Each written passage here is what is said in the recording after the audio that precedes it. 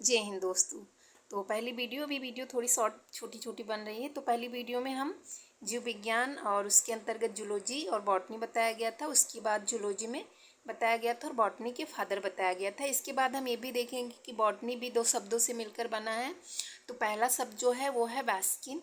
क्या है वैस्किन? वैस्किन मतलब टू ग्रेज होता है। क्या होता है? To graze. ग्रेज का मतलब सबको पता होगा, चरना होता है यानी ग्रास। ठीक है। लॉगस यानी लॉजी इक्वल टू क्या होता है? स्टडी। ठीक है। तो जीवधारियों की जो विशेषता होती है कोशिका संगठन होती है। क्या होती है? सेलुलर ऑर्गेनिज्म होता है। क्या होता है? Cellular organism. इसकी बात जब मैं शुरू करूँगी, अभी तो मतलब सब्जेक्ट के बारे में ही जानकारी दी हूँ। इसके बाद हमारा पहला जो टॉपिक वो सेल से ही शुरू होगा। तो सेल जो है, ये सेल है, ये जीवन की कार्यात्मक और संरचनात्मक इकाई होती है। क्या है? Structure and functional unit of body. ठीक है। जीवन की जो कार्यात्मक और संरचनात्मक इकाई होती है उसे हम सेल कहते हैं। देखिए, सेल इस प्रकार है जैसे कि मतलब इतनी बड़ी बॉडी बनाने के लिए एक छोटी सी सेल कई सारी सेल जुड़ के बनाती हैं। जैसे कि एक मकान बनाने के लिए कई सारे ईंट जोड़कर बनाए जाते हैं। तो मकान बनाने में केवल ईंट ही मिलकर तो बना नहीं सकते हैं, उसके लिए बहुत सारे मटेरियल लाने पड़ते हैं। जैसे कि हमें सरिया लगानी पड़ती है। तो उसी प्रकार हमारे शरीर में कंकाल होते हैं, हड्डियों के ढांचे। ठीक है।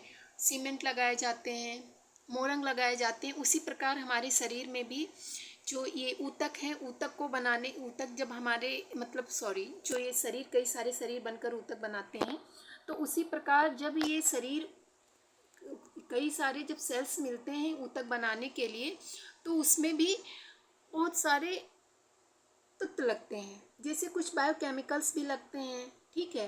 प्रोटीन होते हैं, कार्बोहाइड्रेट्स होते हैं, और आपके फैट लिपिड्स होते हैं, ऑर्गेनिक कंपाउंड भी होते हैं।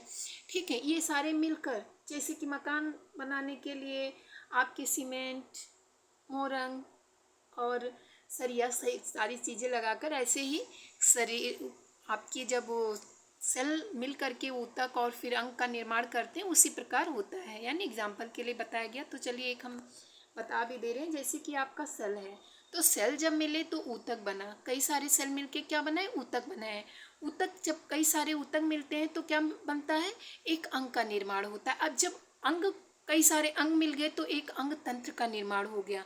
और जब कई सारे अंग तंत्र मिल गए, जैसे कि हमारा एक अंग आँख है, दूसरा अंग नाक है और तीसरा अंग ओठ है, गाल है, कान है, ये सारे मिलकर एक अंग तंत्र बना है। इससे क्या हुआ? एक संपूर्ण जीव का निर्माण हो गया।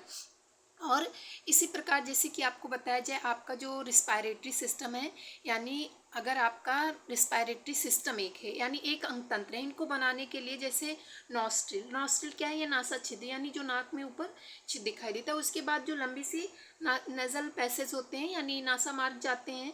उसके बाद फेरिंग्स यानी ग्रेसनी, उसके बाद फिर लैरिंग्स यानी गले पे जाता है। वहाँ से फिर गले के पास में ट्रैकिया होते हैं। उसके बाद ब्रोंकाई होते हैं। ठीक है। यानी ब्रोंकाई यानी फेफड़ों में ब्रोंकाई होते हैं। वो कई सारी ब्रोंकलेस मिलकर बनाते हैं। और उस ब्रोंकलेस में बहुत छोटे छोटे एल्ब्यूली होते हैं, और उन्हीं एल्ब्यूली में से क्या होता है? ऑक्सीजन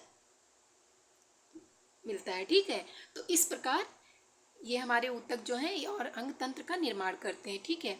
तो जो और एक दो टॉपिक हैं देख लीजिए। जो कोशिका का जीवद्रव्य यानी कोशिका का जीवद्रव्य जो है वो प्रोटोप्लाज्म है। क्या है?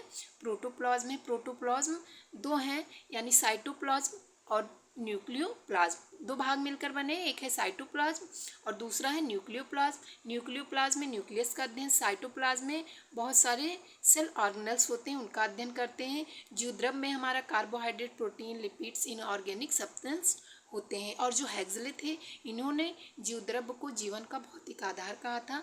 इतने ही टॉपिक में, यानी आपकी वीडियो कितने मिनट की है? बहुत शॉर्ट सी वीडियो में लगभग 4 से 5 बहुत महत्वपूर्ण प्रश्न हैं। ठीक है। तो इस वीडियो को जरूर देखिएगा। अगर अच्छा लगे वीडियो तो लाइक करिए, सब्सक्राइब करिए और दोस्तों के बीच शेयर करिए। अगर ये वीडियो हो रहा है तो हर टॉपिक पे अगला हमारा टॉपिक जो आएगा वो सेल का आएगा। ठीक है।